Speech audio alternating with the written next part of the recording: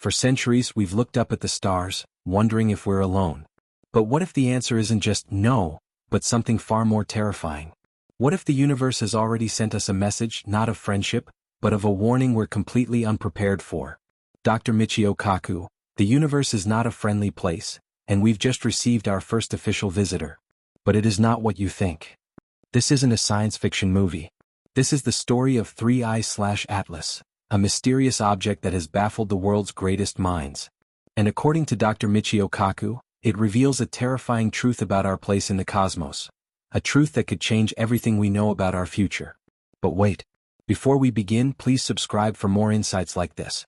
More questions lie ahead, deeper mysteries, stranger truths not yet revealed. Each discovery builds on the last, and together, we follow a path lit not by certainty, but by curiosity. Share your thoughts in the comments section. Let's continue. Have you ever looked up at the night sky and wondered what's out there? Most of us think of friendly aliens or grand adventures. But what if the first true visitor from another star system was nothing like we imagined? What if it was a sign of something much more unsettling? This isn't just about a rock in space. This is about an object that has defied every single rule we thought we knew.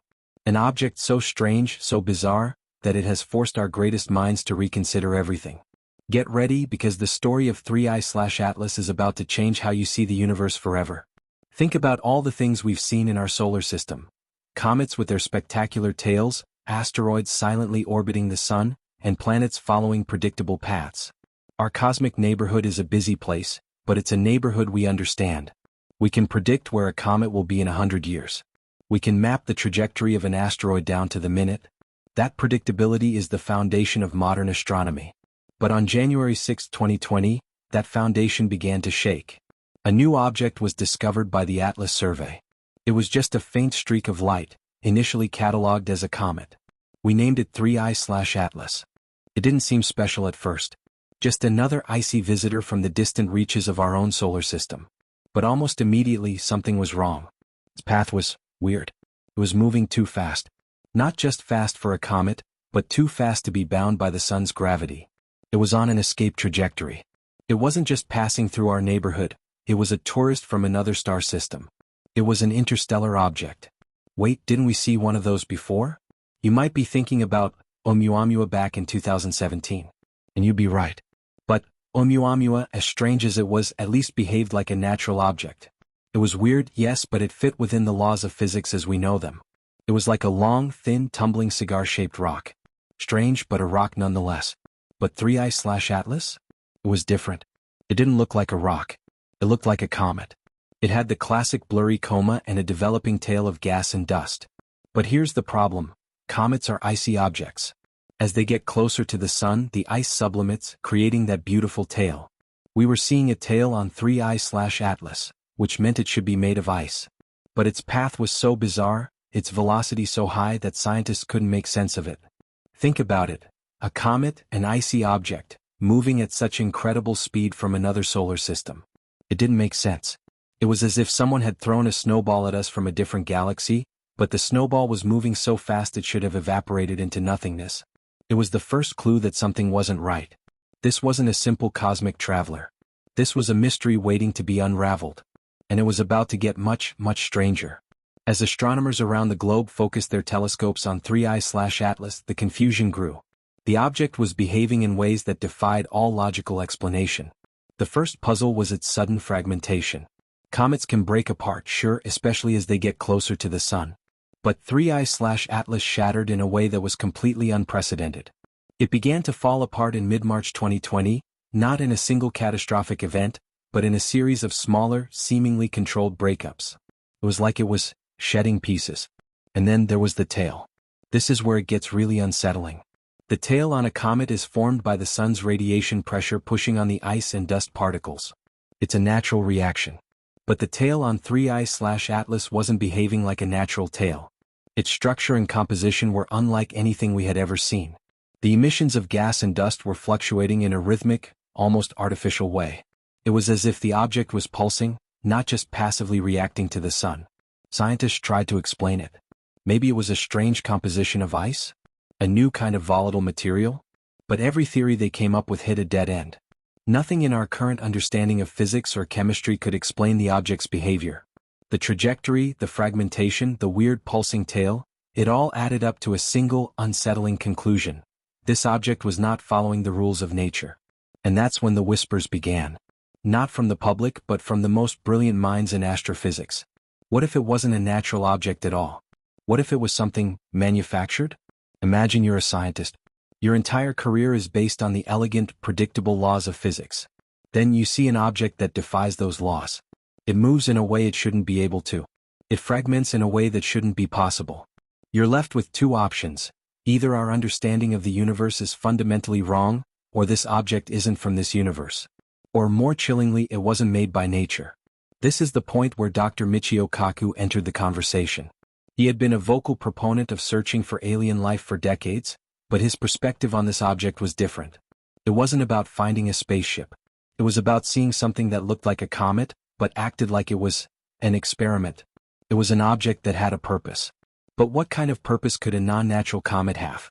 Dr. Kaku has always been a futurist, someone who sees the possibilities, no matter how outlandish they may seem. But when he spoke about 3I/Atlas, his tone was different. It wasn't his usual excited, optimistic self. There was a solemnity to his words. He was talking about something that felt less like a discovery and more like a warning. He pointed to the fragmentation. If you have a spacecraft, you don't make it out of rock, he said in an interview. You want something that can withstand the rigors of space travel. He wasn't just talking about a rock breaking apart. He was talking about a machine, a system, that was intentionally shedding pieces. A machine that was designed to break up. Why would you build something that was meant to fall apart? And then he brought up a hypothesis that sent a shiver down the spine of the scientific community. What if it's an alien probe? Not a probe in the way we think of one, a shiny metal craft with antennas and cameras, but a probe designed to be stealthy. A probe disguised as a comet. Think about it. We've been sending probes out into space for decades. But every single one of them is an obvious, metallic, man-made object. We're practically screaming our existence into the cosmos. But if you were a far more advanced civilization, a civilization that understood the dangers of making your presence known, how would you send a probe to another star system? You would make it look like a natural object. You would disguise it. Dr. Kaku's hypothesis wasn't just a wild theory. It was based on the simple logic of an advanced civilization. Don't you think a civilization with millions of years of technological evolution on us would know better than to just announce their arrival? They would be subtle. They would be discreet. And what is more subtle than a seemingly natural, icy object that just happens to be passing through? An object that can observe, collect data, and then, when its mission is complete, simply break apart and disappear, leaving no trace behind. This wasn't just a new comet. This was a new way of thinking about the cosmos. It was a terrifying idea because it implied that we weren't just being observed by an advanced civilization. It meant we were being studied. And if this was a probe and it was deliberately breaking apart, what had it learned? What information was it sending back to its creators? And what was their ultimate intention? This is where the story of 3I/Atlas moves from a scientific curiosity to a profound, unsettling question about our place in the universe. A question that Dr. Kaku believes we are completely unprepared to answer. We've all seen the movies. A giant, gleaming alien mothership descends from the sky, its arrival announced by blaring horns and blinding lights. But Dr. Michio Kaku, a theoretical physicist and futurist, argues that this Hollywood image is completely wrong. He believes that any truly advanced civilization would be far more subtle. They wouldn't announce their arrival. They'd do everything in their power to remain hidden. This is what he calls the principle of cosmic camouflage. Why would they hide? The reason is simple, and it's a chilling one. Any civilization millions of years ahead of us would have seen countless other civilizations rise and fall. They'd know the dangers of announcing one's presence to a universe that isn't always friendly. They'd understand that a young, developing civilization like ours might see an open invitation as a threat, or worse, they might be seen as a resource to be exploited by another, more predatory species. As Dr. Kaku puts it, the universe is not a friendly place. So, if you're an advanced civilization and you want to study a less developed one, what do? You don't send a flashing, obvious spaceship. You send something that blends in. You send a probe that looks like a natural object. And that's where 3I/Atlas comes in. Kaku argues that its strange behavior isn't a bug, it's a feature. The weird trajectory, the bizarre fragmentation, the pulsing tail, these are not random anomalies. They are a sign of a purpose. It's a cosmic disguise and a very effective one at that. Think of it like a spy. A good spy doesn't walk around with a uniform and a badge. They blend in. They look like everyone else. And what better way to blend in space than by looking like the most common object we see, a comet? This isn't about a silver saucer. It's about a highly sophisticated intelligence using the very fabric of our cosmos to remain unseen. And Kaku suggests that this subtle approach is a far greater cause for concern than any overt alien invasion. It means we're not just being watched, we're being studied, and we didn't even know it until now. The most puzzling aspect of 3I/Atlas for many scientists was its fragmentation. It wasn't a single, clean breakup. It was a gradual, almost deliberate disintegration.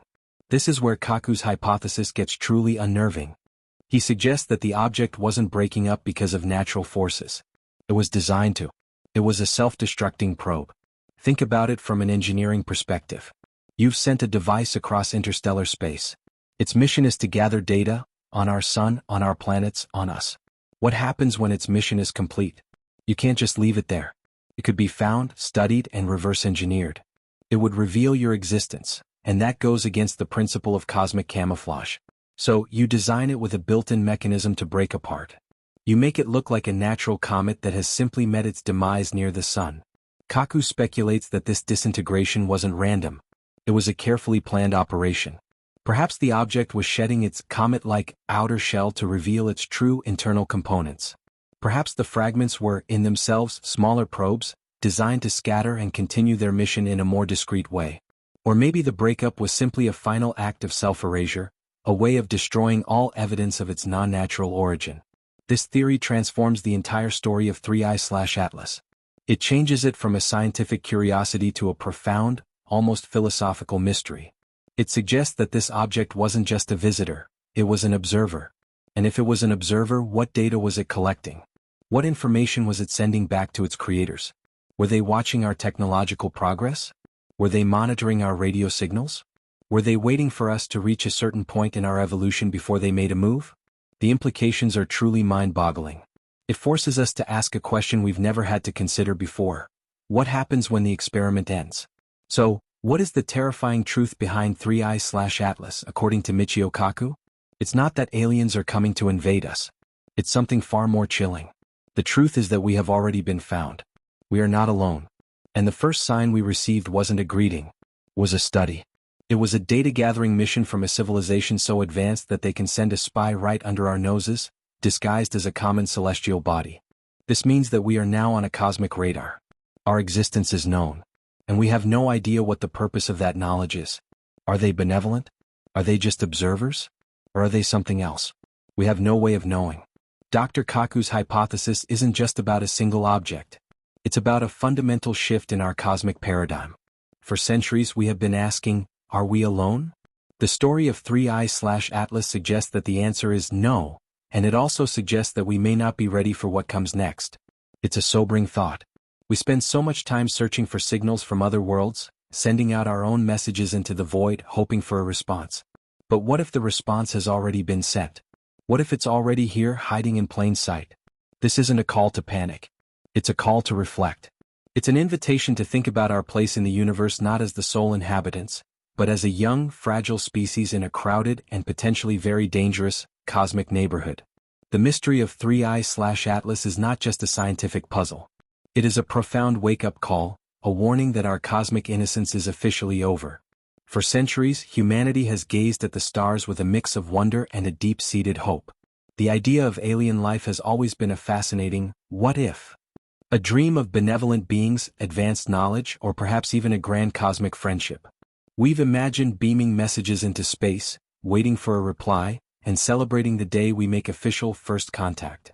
But what if that day has already come and gone, and we completely missed it because our expectations were so wrong? Dr. Michio Kaku's interpretation of 3I/Atlas shatters this idyllic vision of cosmic innocence. If he's right, then 3I/Atlas wasn't a first contact in the traditional sense. It was a first surveillance. It means we're not just sending out feelers into the void, we're already part of a much larger and potentially more complex cosmic ecosystem. And the most terrifying part? We were utterly oblivious. Imagine a remote tribe isolated in the Amazon, unaware of the vast, modern world that surrounds them. Then one day they find a sophisticated camouflage drone flying overhead, observing their every move, collecting data, then silently disappearing. That, Kaku suggests, is our current situation. We are the tribe and 3i/Atlas was the drone. It means our planet isn't a pristine, undiscovered oasis in the cosmic ocean. It's a specimen, a data point, an interesting anomaly being studied by a vastly superior intelligence. This isn't a comfortable thought, is it? It forces us to confront the idea that our biggest questions about alien life might have been answered, not by a grand revelation, but by a whisper in the dark, a shadow passing through our solar system, so subtle that only the keenest observers could even theorize its true nature. Does this fundamentally change how you view our place in the universe? Certainly should. It means the search for alien life isn't just about looking outwards. It's about recognizing what might already be here, hiding in plain sight. Our cosmic innocence, if Kaku is correct, is officially over. And what comes after innocence is often a much harsher reality. To truly grasp the implications, we need to understand the scale of potential alien intelligence. Dr. Kaku often refers to the Kardashev scale, which classifies civilizations based on their energy consumption. Type 1 harnesses all the energy of its home planet. We are currently at Type 0.7, still burning fossil fuels. Type 2 controls the energy of its entire star. Type 3 commands the energy of an entire galaxy. If the civilization behind 3i/Atlas is capable of interstellar travel and camouflage probes, they are likely a Type 2 or even Type 3 civilization. The gap between us, Type 0.7, and them is astronomical, millions if not billions, of years of technological evolution. This massive difference in development brings us to what many call the Prime Directive dilemma, inspired by Star Trek. The Prime Directive states that a highly advanced civilization should not interfere with the natural development of less advanced civilizations. Why? Because interference, even if well-intentioned, could be catastrophic. Imagine trying to explain quantum mechanics to a medieval peasant, or giving advanced weaponry to a warring faction. The results would be disastrous. So, non-interference becomes the guiding principle. If 3i/Atlas was a probe, it strongly suggests that the civilization behind it adheres to some form of a prime directive. They are observing, not interacting. They are gathering information, not sending ambassadors. But this observation itself carries a terrifying weight. If they are watching us, what are they waiting for? Are they waiting for us to reach a certain technological threshold? Are they assessing our potential threat level? Or are they simply cataloging us like rare species in a cosmic zoo?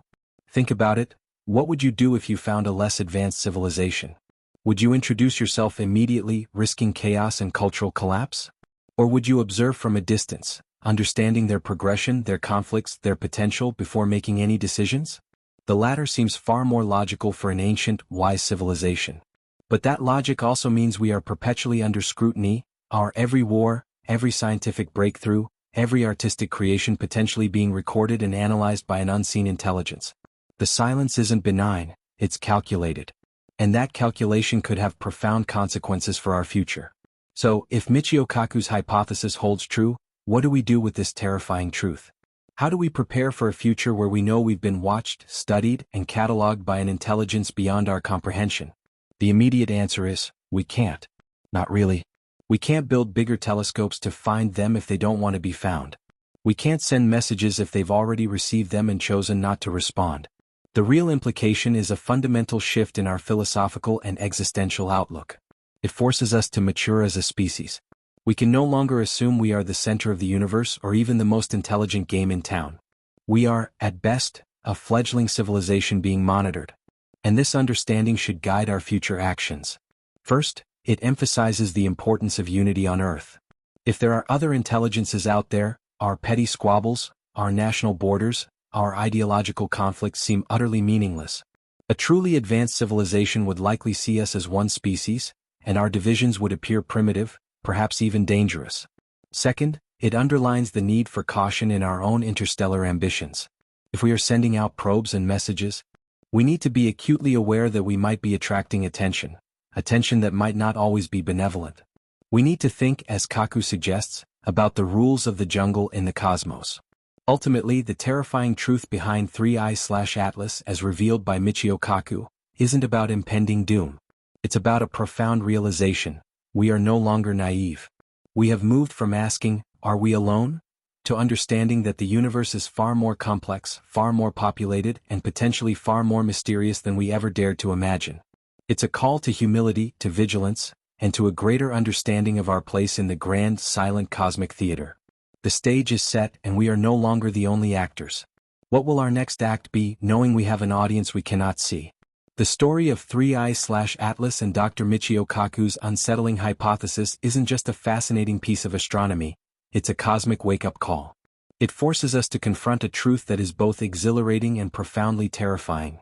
We are not alone, and we might have been observed for far longer than we ever imagined. Our vision of first contact might have been wrong all along, replaced by the silent, camouflaged vigilance of a civilization beyond our comprehension. This isn't about fear-mongering.